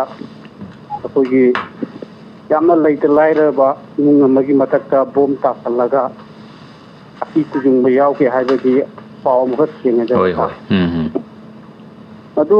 ꯂꯥꯛꯆꯅꯤꯡꯉꯤꯗꯤ ꯁꯥꯔ ꯑꯩꯈꯣꯏꯒꯤ ꯑꯇꯝꯅꯅ ꯇꯧꯕꯁꯤ ꯁꯨꯝ ꯇꯧꯔꯦ ꯑꯩꯈꯣꯏ ꯑꯗꯨ ꯑꯩꯈꯣꯏꯒꯤ ꯃꯅꯤꯄꯨꯔ ꯁꯔꯀꯥꯔꯅ ꯃꯁꯤ ꯀꯔꯤꯒꯨꯝꯕ ꯃꯤꯠꯌꯦꯡ ꯑꯃ ꯆꯪꯒꯦꯅ ꯂꯧꯕ ꯌꯥꯏ ꯆꯪꯕꯗꯤ ꯆꯪꯉꯤ ꯆꯪꯉꯒꯁꯨ ꯑꯩꯈꯣꯏꯒꯤ ꯌꯦꯡꯉꯒ ꯆꯪꯕ ꯑꯣꯏꯅ ꯇꯧꯕ ꯑꯃ ꯑꯣꯏꯕꯅꯤꯅ ꯑꯩꯈꯣꯏꯒꯤ ꯈꯨꯗꯛꯀꯤ ꯑꯣꯏꯕ ꯄꯣꯠꯇꯨ ꯑꯣꯏꯗꯕꯅꯤꯅ ꯁꯥꯔ ꯃꯁꯤ ꯌꯥꯝꯅ ꯅꯨꯡꯉꯥꯏꯖꯗꯦ ꯑꯩꯈꯣꯏꯒꯤ ꯏꯃꯥ ꯑꯃ ꯍꯧꯖꯤꯛ ꯑꯀꯤ ꯇꯨꯖꯨꯡꯗ ꯄꯣꯛꯑꯦꯅ ꯂꯩꯔꯤꯕꯗꯣ ꯑꯩꯈꯣꯏꯒꯤ ꯏꯃꯥꯃꯛꯇ ꯑꯣꯏꯔꯝꯕ ꯇꯥꯔꯒꯗꯤ ꯃꯆꯥ ꯑꯣꯏꯔꯤꯕ ꯑꯩꯅ ꯀꯔꯤ ꯑꯣꯏꯔꯝꯒꯅꯤ ꯑꯗꯨ ꯂꯥꯛꯆꯅꯤꯡꯉꯤꯗꯤ ꯁꯥꯔ ꯃꯁꯤ ꯑꯩꯈꯣꯏꯒꯤ ꯏꯟꯗꯤꯌꯥ ꯁꯔꯀꯥꯔꯅ ꯏꯔꯥꯡꯁꯤ ꯄꯨꯔꯥꯛꯅ ꯂꯥꯛꯁꯜꯂꯔꯣꯏꯅ ꯂꯩꯈ꯭ꯔꯕ꯭ꯔꯥ ꯅꯠꯇ꯭ꯔꯒꯅ ꯇꯞꯅ ꯇꯞꯅ ꯑꯩꯈꯣꯏꯒꯤ ꯄꯥꯔꯂꯤꯌꯥꯃꯦꯟ ꯚꯣꯠꯁꯤ ꯉꯥꯏꯔꯤꯕ꯭ꯔꯥ ꯍꯥꯏꯕꯗꯨ ꯍꯥꯏꯖꯅꯤꯡꯉꯤ ꯁꯥꯔ ꯑꯗꯣ ꯑꯩꯈꯣꯏꯒꯤ ꯃꯔꯤꯛꯀꯤ ꯋꯥꯐꯝ ꯈꯔ ꯊꯝꯖꯅꯤꯡꯉꯦ ꯇꯧꯔꯛꯄꯅꯤ ꯍꯣꯏ ꯍꯣꯏ ꯊꯥꯒꯠꯆꯔꯤ ꯑꯗꯨꯗꯤ ꯑꯣꯖꯥꯗꯒꯤ ꯇꯥꯃꯤꯟꯅꯁꯤ ꯑꯣꯖꯥ ꯊꯝꯕꯤꯔꯤꯕ ꯋꯥꯐꯝꯁꯤꯗ ꯈꯤꯇꯪ ꯄꯦꯟꯗꯕꯗꯨꯅꯤ ꯍꯧꯖꯤꯛ ꯉꯔꯥꯡꯁꯨ ꯑꯗꯨꯝ ꯁꯨꯒꯅꯨꯗ ꯂꯥꯟꯗꯥꯔꯛꯄ ꯑꯗꯨꯝ ꯂꯦꯞꯇꯦ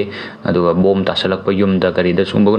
ꯑꯋꯥ ꯑꯅꯥ ꯃꯌꯥꯝ ꯑꯃ ꯁꯨꯝ ꯂꯩꯕꯁꯤꯗ ꯑꯩꯈꯣꯏꯒꯤ ꯏꯟꯗꯤꯌా ꯒꯕꯔꯟꯃꯦꯟꯠꯀꯤ ꯃꯥꯏꯀꯩꯗꯒꯤ ꯍꯟꯗꯛꯇꯕꯨꯗꯤ ꯄ꯭ꯔꯤ ꯃꯨꯚꯃꯦꯟꯠ ꯔꯦꯖꯤꯝ ꯂꯧꯊꯣꯛꯇꯅ ꯁꯝꯕꯜ ꯈꯥꯔꯅꯤ ꯑꯩꯈꯣꯏ ꯁꯝꯕꯜ ꯈꯥꯔꯅꯤ ꯍꯥꯏꯕꯒꯤ ꯋꯥꯐꯝꯁꯨ ꯑꯗꯨꯝ ꯐꯣꯡꯗꯣꯛꯄꯤꯕ ꯂꯩꯔꯦ ꯈꯣꯡꯊꯥꯡ ꯈꯤꯇꯪꯗꯤ ꯑꯗꯨꯝ ꯂꯧꯈꯠꯄꯤꯔꯛꯄ ꯂꯩꯔꯦ ꯑꯗꯨꯕꯨ ꯃꯌꯥꯝ ꯑꯃ तांदना हजिक्सी कोई डिमांड तब मैम वाफम मैम लेरी असेंबली मिफमसु कुई कुईदना फमगदौरी सिदा कोई इतौ तौबिररोइना लेरब जाला हाइबगी पेंदबदुनि ओजा थंबिरैबे वाफमसे अखोयगी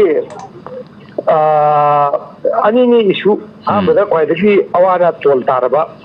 अखोई केनो सिगी मदांग दमा हाना हाइजे होय होय जा हजिकी बा सगागी मदांग दुति हानासु याम खन्नगरे राजनीति होइबा जियोपॉलिटिक्स की होइबा मयाम अमा लैबना मरम होइगा लैबा नेचर ऑफ कॉन्फ्लिक्ट सिदा हेक्ता लोसनबे यादबा केनोदा अमरोमना पामंगनी मैतै मयाम जे हेक्ता नमधरगा सेपरेट एडमिनिस्ट्रेशन पीबा अखोइना पामंगनी अखोइ सेपरेट एडमिनिस्ट्रेशन तारि कांबु सिंगे लोइनमे लोसनबा अदुबो अनिमकि मनुंगसिदा भारत की सिटीजन हैबा इंडिया की सिटीजन हैबसे अखोगी न्यू दिल्ली नदी रिकॉग्नाइज तब अखोइना फलामना यानिंगबे निंगदबजुन तोगान वाफम होइरगा अदुना होइरगा सिगुंबा कॉम्प्लेक्स होइबा इशूसी पाकेट लोसन यादबा अदु हाय हेदना अखोइ तुमिना लेथोपदि चुमदबा लोसलो राजनीति तौरिबन अखोइना अखोइ सख्याम कुइना वागिदुनो हाइबसिदि लावफम तोकदि अखोइदुम लावबा ताबनि लावजु लावगिगनि अदुगा ngang ini mayokta haibum jutoi pajapna mona adugi sentiment phongdogom jutoi ne khalli aduma lai kama tungda akhoi ngarang kana gumba amagi mayumda bom tare ngasi kana gumba tabe yai hayin kana gumba tabe yai anyone da tabe yai ngarang kana gumba macha sigre ngasi kana gumba macha sigre yai ado si maya ma se engse mangda tamjagiba manipur haiba wakhalon manipur haiba idea masi kannana ba akhoi masi tawba ngapani मधु कन्नब तथरप मधुगी मायोक्ता लेबा कांगबुसिंगना तथरप लांदा केजुअलिटी ओइबा ngakतनी मधुना मसी मयाम से सरकारगी साइडगी तो थोकुमाय तौजरकनी अदु प्रजा ma'am आइखोइसु अदुम स्वाइसिदा Pangare मतें करी लेगेसे अखोइ पांगदबनी पांगम जुतोइ लबुदबु मसी करमाय तौना पांगदगे app Manipur एबा फन्नमा चावना लिंखलकांदा कना कना ताबगी हे पोचे अखोइ खंगदबिदा अखोइना खंगना सरकार सिनी पैसा पुनमुक अखोइना पीबा ngakतनी सरकार द पैसा पिउ हाइ मैम जे अखोइना लैरिबा पोचै अखोइना तौरि मैम जे जीएसटी ओइना चखिबा इनकम टैक्स ओइन जियो ngakतनी अदु दारगदि अखोइ वारि मतम सिदा जीएसटी जु थीरि इनकम टैक्स जु थीरि अदु मतकता अखोइ मयाम इसाना अगी करिगुम्बा कनागुम्बा थाजबा याबा पैसा जिउ फजना ट्रांसपेरेंटली सिनबा याबा ग्रुप अमा कनागुम्बा अखोगी चिनाउसिंगना मक्तगी अखोइ फॉर्म तौबिरको तातागदि मदुदा आई सिगी सि साइन तौना सि कटरे ꯁꯤꯒꯤꯁꯤ ꯀꯠꯆꯔꯦ ꯍꯥꯏꯗꯅ ꯚꯣꯂꯨꯟꯇꯔꯤ ꯂꯥꯛꯄ ꯃꯇꯝꯗ ꯑꯩꯈꯣꯏ ꯀꯔꯣꯔ 1,000 ꯂꯤꯁꯤꯡ 2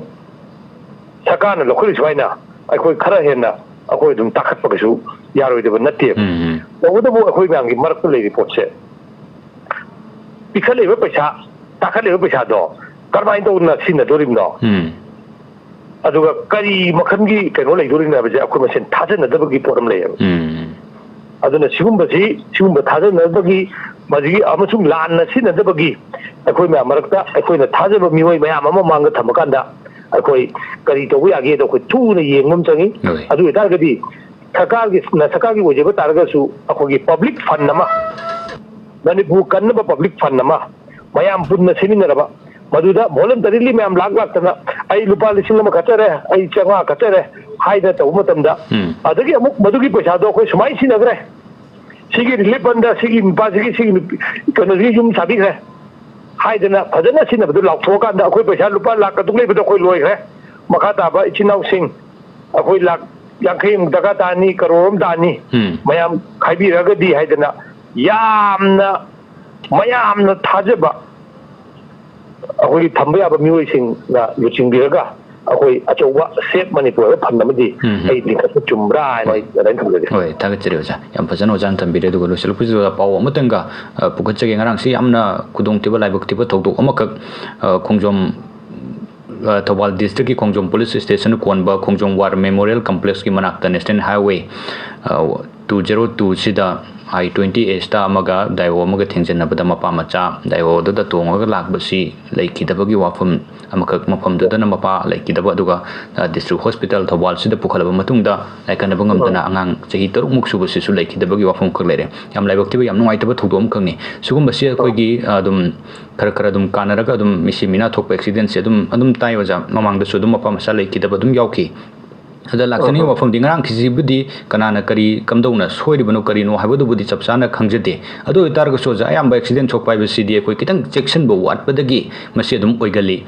ꯑꯩꯈꯣꯏ ꯄꯨꯝꯅꯃꯛꯅ ꯆꯦꯛꯁꯤꯟꯗꯕꯗꯒꯤ ꯊꯣꯛꯄ ꯈꯨꯗꯣꯡꯊꯤꯕꯗꯤ ꯑꯩꯈꯣꯏ ꯉꯥꯛꯄꯤꯅꯤꯡꯉꯥꯏ ꯂꯩꯇꯦ ꯀ ꯍꯥꯏꯕ ꯋꯥꯐꯝꯁꯨ ꯑꯗꯨꯝ ꯂꯩꯔꯤꯕꯅꯤ ꯑꯗꯨꯅ ꯑꯩꯈꯣꯏ ꯁꯣꯏꯔꯛꯄ ꯌꯥꯏ ꯉꯥꯡꯄ ꯌꯥꯏ ꯑꯦꯛꯁꯤꯗꯦꯟ ꯍꯥꯏꯕꯁꯤꯕꯨꯗꯤ ꯀꯅꯥꯝꯇꯅ ꯃꯁꯤ ꯊꯣꯛꯀꯅꯤ ꯍꯥꯏꯕꯕꯨꯗꯤ ꯈꯪꯄꯣꯟꯇꯦ ꯑꯗꯨꯕꯨ ꯌꯥꯔꯤꯃꯈꯩ ꯑꯩꯈꯣꯏ ꯆꯦꯛꯁꯤꯟꯕ ꯇꯥꯔꯒꯗꯤ ꯑꯦꯛꯁꯤꯗꯦꯟꯁꯤ ꯌꯥꯝꯅ ꯃꯁꯤꯡ ꯍꯟꯊꯒꯗꯧꯔꯤꯕꯅꯤ ꯑꯣꯖꯥ ꯁ꯭ꯋꯥꯏꯁꯤꯗ ꯑꯩꯈꯣꯏ ꯒꯥꯔꯤꯒꯤ ꯊꯧꯕꯒꯤ ꯅꯤꯇꯤ ꯅꯤꯌꯝ ꯑꯗꯨꯒ ꯑꯩꯈꯣꯏꯅ ꯒꯥꯔꯤꯒꯤ ꯁ꯭ꯄꯤꯗꯁꯤ ꯑꯩꯅ ꯀꯟꯇ꯭ꯔꯣꯜ ꯉꯝꯗꯅ ꯑꯩꯒꯤ ꯀꯟꯇ꯭ꯔꯣꯜꯒꯤ ꯋꯥꯡꯃꯗ ꯍꯦꯛꯇ ꯒꯥꯔꯤꯒꯤ ꯁ꯭ꯄꯤꯗꯁꯤ ꯍꯦꯛꯇ ꯂꯩꯈꯠꯂꯒ ꯊꯧꯕ ꯑꯗꯨꯒ ꯒꯥꯔꯤꯒꯤ ꯁꯥꯏꯠꯀꯤ ꯅꯤꯇꯤ ꯅꯤꯌꯝ ꯁꯤꯒꯨꯝꯕ ꯃꯌꯥꯝꯁꯤ ꯑꯣꯖꯥ ꯈꯤꯇꯪ ꯆꯦꯛꯁꯤꯟꯅꯅꯕ ꯃꯇꯨꯡ ꯇꯥꯔꯛꯄꯗ ꯅꯨꯡꯉꯥꯏꯇꯕ ꯄꯥꯝꯗꯕ ꯊꯧꯗꯣꯛꯁꯤꯡꯁꯤ ꯈꯤꯇꯪ ꯍꯟꯊꯅꯕ ꯊꯣꯛꯇꯕ ꯌꯥꯔꯤꯃꯈꯩ ꯁ꯭ꯋꯥꯏꯁꯤꯗ ꯊꯣꯛꯇꯅꯕꯒꯤ ꯈꯤꯇꯪ ꯊꯝꯕꯤꯔꯝꯃꯣ ꯑꯣꯖꯥ ꯂꯣꯏꯁꯤꯜꯂꯛꯄꯁꯤꯗ ꯑꯣꯀꯦ ꯑꯩꯈꯣꯏꯒꯤ ꯄ꯭ꯔꯤꯊꯤꯕꯤꯗ ꯃꯈꯟ ꯃꯤ ꯌꯥꯝ ꯁꯤ ꯑꯩꯈꯣꯏꯒꯤ ꯄꯦꯟꯗꯦꯃꯤꯛꯅ ꯁꯤꯕ ꯑꯗꯒꯤ ꯀꯩꯅꯣꯅ ꯁꯤꯕ ꯑꯩꯈꯣꯏꯒꯤ ꯂꯥꯟꯗ ꯁꯤꯕ ꯑꯗꯣ ꯈ꯭ꯋꯥꯏ ꯁꯔꯄ꯭राꯏꯖꯤꯡꯂꯤ ꯒꯥꯔꯤ ꯑꯦꯛꯁꯤꯗꯦꯟꯗ ꯁꯤꯕ 이 ꯂꯦꯞꯇꯅ ꯑꯃꯁꯨꯡ ꯀꯟꯁꯤꯁꯇꯦꯟꯂꯤ ꯁꯤꯕꯁꯤꯅ ꯃꯁꯤꯡ ꯈ꯭ꯋꯥꯏ ꯌꯥꯝꯃꯦ ꯃꯁꯤ ꯀꯔꯤꯒꯤꯅꯣ ꯂꯝꯕꯤ ꯊꯣꯡ ꯐꯔꯛꯄ ꯒꯥꯔꯤ ꯐꯒꯠꯂꯛꯄ ꯒꯥꯔꯤ ꯑꯐꯕ ꯑꯃ ꯂꯩꯅꯤꯡꯕ ꯒꯥꯔꯤ ꯑꯐꯕ ꯊꯣꯛꯄꯗ ꯄꯥꯝꯕ ꯂꯩꯅꯤꯡꯕ ꯄꯩꯁꯥ ꯀꯩꯅꯣ ꯇꯧꯈꯩ ꯑꯗꯨꯅ ꯃꯁꯤ ꯑꯩꯅ ꯍꯥꯏꯖꯅꯤꯡꯕꯗꯤ ꯃꯁꯤ ꯃꯌꯥꯝꯁꯤ ꯍꯦꯟꯀꯠꯂꯛꯄꯒ ꯂꯣꯏꯅꯅ ꯑꯩꯈꯣꯏꯗ ꯆꯦꯛꯁꯤꯟꯕꯒꯤ ꯆꯥꯡ ꯑꯃ ꯑꯩꯈꯣꯏ ꯆꯪꯉꯤ ꯒꯥꯔꯤ ꯂꯝꯕꯤ ꯐꯔꯛꯑꯕꯅꯤꯅ ꯍꯧꯖꯤꯛ ꯇꯟ ꯊꯧꯔꯛꯀꯅꯤ ꯇꯟ ꯊꯧꯒꯦ ꯈꯟꯕ ꯃꯇꯝꯗ ꯈꯤꯇꯪ ꯍꯟꯊꯕ ꯈꯤꯇꯪ ꯌꯦꯡꯕ ꯑꯗꯨꯕꯨ ꯑꯩꯅ ꯇꯞꯅ ꯊꯧꯏ ꯍꯥꯏꯇꯥꯔꯒꯁꯨ ꯑꯀꯟꯕ ꯊꯧꯕ ꯂꯥꯛꯄ ꯑꯃꯅ ꯊꯦꯡꯅꯗ꯭ꯔꯒꯗꯤ ꯑꯗꯨꯅ ꯑꯩꯈꯣꯏꯅ ꯌꯦꯡꯒꯗꯣꯏꯁꯤ ꯑꯩ ꯈꯛꯇꯅ ꯒꯥꯔꯤ ꯊꯧꯕ ꯍꯩꯔꯦ ꯍꯥꯏꯕꯁꯤꯅꯁꯨ ꯌꯥꯗꯦ ꯊꯧꯃꯤꯟꯅꯔꯤ ꯃꯌꯥꯝ ꯃꯔꯛꯁꯤꯗ ꯒꯥꯔꯤ ꯊꯧꯕ ꯍꯩꯇꯕ ꯒꯥꯔꯤꯒꯤ ꯋꯥꯈꯜꯂꯣꯟ ꯌꯥꯎꯗꯕ ꯃꯤ ꯌꯥꯎꯒꯅꯤ ꯍꯥꯏꯅ ꯈꯟꯅ ꯑꯩꯈꯣꯏꯅ ꯊꯧꯕ ꯃꯇꯝꯗ ꯆꯦꯛꯁꯤꯟꯒꯗꯕꯅꯤ ꯌꯥꯔꯤꯈꯩ ꯒꯥꯔꯤ ꯃꯃꯥꯡꯗ ꯊꯧꯔꯤꯕꯗꯨꯒꯤ ꯃꯊꯨꯟꯗ ꯅꯛꯁꯟꯗꯅ ꯊꯧꯅꯕ ꯍꯣꯠꯅꯒꯗꯕꯅꯤ ꯌꯥꯔꯤꯈꯩ ꯕ꯭ꯔꯦꯛ ꯅꯨꯡ ꯒꯥꯔꯤ ꯐꯖꯅ ꯑꯩꯈꯣꯏ ꯆꯦꯛ ꯇꯧꯔꯒ ꯊꯧꯕꯤꯒꯗꯕꯅꯤ ꯑꯗꯨꯒ ꯈ꯭ꯋꯥꯏꯗꯒꯤ ꯏꯝꯄꯣꯔꯇꯦꯟ ꯑꯣꯏꯕ ꯑꯩꯈꯣꯏꯅ ꯍꯦꯛ ꯌꯥꯝꯅ ꯏꯝꯄꯣꯔꯇꯦꯟ ꯑꯣꯏꯅ ꯂꯧꯕ ꯀꯥꯎꯊꯣꯛꯄ ꯁꯤ ꯀꯔꯤꯒꯤꯅꯣꯗ ꯑꯩꯈꯣꯏꯅ ꯒꯥꯔꯤ ꯑꯦꯛꯁꯤꯗꯦꯟ ꯊꯣꯛ ꯃꯇꯨꯡꯗ ꯂꯩꯈꯤꯗꯕ ꯊꯣꯛꯄ ꯃꯇꯝꯗ ꯑꯩꯒꯤ ꯂꯩꯍꯧꯔꯤꯕ ꯏꯃꯨꯡꯗꯨꯗ ꯀꯔꯝꯕ ꯃꯈꯜꯒꯤ ꯃꯑꯣꯡ ꯂꯩꯍꯧꯒꯗꯒꯦ ꯍꯥꯏꯕꯒꯤ ꯁꯦꯐꯒꯥꯔꯗ ꯑꯃ ꯊꯝꯕ ꯃꯁꯤ ꯊꯝꯍꯧꯗꯕꯅ ꯃꯔꯝ ꯑꯣꯏꯔꯀꯥꯟꯗ ꯏꯃꯨꯡꯗꯨ ꯋꯥꯕ ꯑꯗꯨꯅ ꯒꯥꯔꯤ ꯑꯍꯟꯕ ꯑꯣꯏꯇꯥꯔꯒꯗꯤ ꯑꯣꯇꯣꯃꯦꯇꯤꯀꯂꯤ ꯏꯟꯁꯨꯔꯦꯟꯁ ꯑꯃ ꯆꯍꯤ ꯑꯃꯒꯤ ꯌꯥꯎꯔꯛꯄꯗꯨꯅ ꯑꯗꯨꯒ ꯆꯍꯤ 3ꯒꯤ ꯑꯩꯈꯣꯏꯒꯤ ꯊꯔꯗ ꯄꯥꯔꯇꯤ ꯌꯥꯎꯔꯛꯄꯗꯨꯅ ꯈꯔ ꯀꯜꯂꯤ ꯑꯗꯨ ꯃꯗꯨ ꯍꯦꯛ ꯂꯣꯏꯔꯕ ꯃꯇꯨꯡꯗ ꯑꯌꯥꯝꯕꯁꯦ ꯑꯩꯈꯣꯏꯁꯦ ꯏꯟꯁꯨꯔꯦꯟꯁꯁꯦ ꯔꯤꯅ꯭ꯌꯨ ꯇꯧꯅꯗꯦ ꯑꯗꯨꯅ ꯑꯩꯅ ꯍꯥꯏꯖꯒꯗꯧꯕꯗꯤ ꯒꯥꯔꯤ ꯑꯐꯕ ꯊꯧꯔꯕ ꯑꯗꯨꯒ ꯑꯩꯈꯣꯏꯒꯤ ꯂꯝꯕꯤ ꯐꯔꯕ ꯈꯔ ꯆꯦꯛꯁꯤꯟꯕꯤꯔꯣ ꯑꯗꯨꯒꯤ ꯃꯊꯛꯇ ꯀꯔꯤꯒꯨꯝꯕ ꯆꯦꯛꯁꯤꯟꯅ ꯀꯔꯤꯒꯨꯝꯕ ꯊꯣꯛꯄ ꯌꯥ ꯇꯥꯔꯒꯗꯤ ꯂꯩꯍꯧꯔꯤꯕ ꯏꯆꯥ ꯏꯁꯨꯁꯤꯡ ꯋꯥꯗꯅꯕ ꯃꯈꯣꯏ ꯀꯩꯅꯣ ꯇꯧꯍꯧꯅꯕ 그래서 ꯑꯩꯈꯣꯏꯅ ꯇꯧꯔꯤꯕ ꯃꯃꯥ ꯃꯄꯥ ꯑꯃꯅ ꯁꯨꯔꯤ ꯄꯨꯝꯅꯃꯛꯁꯦ ꯍꯥꯏꯅꯔꯤꯕꯅꯤ ꯑꯩ ꯇꯧꯔꯤꯁꯤꯗꯤ ꯑꯩꯈꯣꯏꯗꯤ ꯁꯤꯒꯤꯗꯧ ꯉꯥꯛꯇꯅꯤ ꯏꯆꯥꯒꯤ ꯇꯧꯕꯤꯔꯤꯅꯤ ꯍꯥꯏꯔꯤꯕꯅꯤ ꯑꯗꯨꯕꯨ ꯑꯩꯈꯣꯏ ꯂꯥꯏꯕꯛ ꯊꯤꯕꯗꯤ ꯑꯌꯥꯝꯕ ꯑꯩꯈꯣꯏ ꯒꯥꯔꯤ ꯑꯐꯕ ꯊꯧꯔꯤ ꯃꯌꯥꯝꯁꯦ ꯐꯥꯔꯁ ꯏꯟꯁꯨꯔꯦꯟꯁꯇꯨ ꯍꯦꯛ ꯀꯩꯅꯣ ꯇꯧꯈꯤꯕꯒ ꯁꯤꯅ 인수인 컴퍼니기 인수인 콤비비디 나태고 아이 하이제 호이 자 ꯑꯗꯨꯃꯛꯇꯤ ꯅꯠꯇꯦ ꯇꯧꯕꯇꯕꯨ ꯏꯁꯥꯒꯤ ꯆꯦꯛꯁꯤꯟꯕ ꯑꯣꯏꯅ ꯑꯩꯈꯣꯏꯅ ꯌꯦꯡꯒꯗꯣꯏꯕꯁꯤ ꯐꯖꯅ ꯏꯟꯁꯨꯔ ꯇꯧꯔꯕ ꯏꯟꯁꯨꯔ ꯇꯧꯕ ꯇꯥꯔꯒꯗꯤ ꯏꯚꯟ ꯁꯣꯏꯕ ꯒꯥꯔꯤꯗꯨꯐꯥꯎꯗ ꯏꯟꯁꯨꯔꯦꯟꯁ ꯀꯝꯄꯅꯤꯅ ꯑꯗꯨꯝ ꯁꯦꯝꯖꯈꯤꯗꯣꯏꯅꯤ ꯄꯩꯁꯥ ꯈꯔ ꯏꯁꯥꯗꯒꯤ ꯇꯤꯡꯕ ꯇꯥꯔꯒꯁꯨ ꯑꯗꯨꯃꯥꯏꯅ ꯇꯧꯗꯅ ꯑꯩꯈꯣꯏ ꯄ꯭ꯔꯤꯀꯣꯁꯟ ꯈꯔ ꯂꯧꯕ ꯑꯗꯨꯒ ꯏꯟꯁꯨꯔꯦꯟꯁ ꯌꯥꯎꯔꯦ ꯍꯥꯏꯗꯅ ꯌꯥꯝꯅ ꯍꯦꯛꯇ ꯑꯩ ꯁꯤꯔꯁꯨ ꯀꯩꯅꯣ ꯇꯧꯒꯦ ꯍꯥꯏꯅ ꯒꯥꯔꯤ ꯊꯧꯕꯗꯨꯁꯨ ꯆꯨꯝꯃꯣꯏꯗꯣꯔꯤꯅꯤ ꯑꯩꯅ ꯃꯤ ꯑꯃꯗ ꯏꯟꯁꯨꯔꯦꯟꯁ ꯌꯥꯎꯕ ꯑꯩꯅ 인생 야우도 미 맞다 우다르가수 마디기 아와브도 아마디기 좀 보호도니 하이다네 넥션 넘비 땅이나 하던데 ꯍꯣꯏ ꯌꯥꯝ ꯐꯖꯅ ꯑꯣꯖꯥꯅ ꯊꯝꯕꯤꯔꯦ ꯑꯩꯈꯣꯏ ꯑꯦꯛꯁꯤꯗꯦꯟꯇꯦꯜ ꯂꯥꯏꯐ ꯏꯟꯁꯨꯔꯦꯟꯁ ꯃꯁꯤꯁꯨ ꯌꯥꯎꯕ ꯃꯔꯨꯑꯣꯏ ꯑꯗꯨꯕꯨ ꯃꯁꯤ ꯌꯥꯎꯔꯦ ꯍꯥꯏꯗꯅ ꯑꯩꯈꯣꯏ ꯍꯦꯛꯇ ꯆꯦꯛꯁꯤꯟꯗꯕꯁꯨ ꯌꯥꯗꯦ ꯆꯦꯛꯁꯤꯟꯕꯒ ꯂꯣꯏꯅꯅ ꯃꯁꯤꯒꯨꯝꯕꯁꯤꯁꯨ ꯑꯩꯈꯣꯏ ꯇꯉꯥꯏ ꯐꯗꯕ ꯂꯩ ꯍꯥꯏꯕꯒꯤ ꯋꯥꯐꯝꯗꯨꯅꯤ ꯌꯥꯝ ꯐꯖꯅ ꯑꯣꯖꯥꯅ ꯊꯝꯕꯤꯔꯦ ꯉꯁꯤꯒꯤ ꯑꯣꯏꯅꯗꯤ ꯃꯇꯥꯡ ꯑꯁꯤꯗ ꯏ ꯄꯥꯎꯒ ꯃꯔꯤ ꯂꯩꯅꯅ ꯈꯪꯃꯤꯟꯅꯁꯤ ꯊꯧꯔꯝ ꯑꯁꯤ ꯃꯇꯥꯡ ꯑꯁꯤꯗ ꯇꯦꯟꯁꯤꯟꯖꯔꯤ ꯉꯁꯤꯒꯤ ꯊꯧꯔꯝ ꯑꯁꯤꯗ ꯒꯦꯁ ꯑꯣꯏꯅ ꯂꯦꯡꯁꯤꯟꯕꯤꯔꯒ ꯊꯧꯔꯝ ꯑꯁꯤꯕꯨ ꯍꯦꯟꯅ ꯃꯄꯨꯡ ꯐꯥꯍꯟꯕꯤꯔꯝꯕ ꯊꯋꯥꯏ ꯌꯥꯕꯤꯔꯝꯕ ꯑꯣꯖꯥ ꯌꯨꯝꯅꯥꯝ ꯔꯨꯄꯆꯟꯗ꯭ꯔ ꯆꯤꯐ ꯏꯗꯤꯇꯔ ꯏꯝꯄꯦꯛ ꯇꯤꯚꯤ ꯑꯣꯖꯥꯕꯨ ꯂꯣꯏꯁꯤꯜꯂꯛꯄꯗ ꯑꯃꯨꯛ ꯍꯟꯅ ꯏꯀꯥꯏ ꯈꯨꯝꯅꯖꯕꯒ ꯂꯣꯏꯅꯅ ꯊꯥꯒꯠꯆꯕ ꯐꯣꯡꯗꯣꯛꯆꯔꯤ ꯑꯣꯖꯥ ꯂꯣꯏꯅꯅ ꯉꯁꯤꯒꯤ ꯊꯧꯔꯝ ꯑꯁꯤꯗ ꯆꯠꯊꯖꯔꯤꯉꯩ ꯃꯅꯨꯡꯗ ꯀꯣꯜ ꯇꯧꯕꯤꯔꯒ ꯊꯧꯔꯝ ꯑꯁꯤꯕꯨ ꯁꯔꯨꯛ ꯌꯥꯕꯤꯔꯝꯕ ꯔꯦꯗꯤꯑꯣ ꯃꯔꯨꯞꯁꯤꯡ ꯂꯣꯏꯅꯅ ꯊꯧꯔꯝ ꯑꯁꯤ ꯌꯨꯇ꯭ꯌꯨꯕ ꯂꯥꯏꯚ ꯁ꯭ꯇ꯭ꯔꯤꯃꯤꯡꯒꯤ ꯈꯨꯠꯊꯥꯡꯗ ꯃꯤꯠꯌꯦꯡ ꯇꯥꯕꯤꯔꯤꯕ ꯔꯦꯗꯤꯑꯣꯒꯤ ꯊꯣꯡꯗ ꯇꯥꯕꯤꯔꯤꯕ ꯈꯨꯗꯤꯡꯃꯛꯄꯨꯁꯨ ꯂꯣꯏꯁꯤꯜꯂꯛꯄꯗ ꯑꯃꯨꯛꯀ ꯍꯟꯅ ꯏꯀꯥꯏ ꯈꯨꯝꯅꯖꯕꯒ ꯂꯣꯏꯅꯅ ꯄꯨꯝꯅꯃꯛꯄꯨ ꯑꯀꯣꯡ ꯆꯟꯕ ꯊꯣꯛ ꯁꯣꯝꯅ ꯑꯃꯨꯛꯀ ꯍꯟꯅ ꯊꯥꯒꯠꯆꯕ ꯐꯣꯡꯗꯣꯛꯆꯔꯤ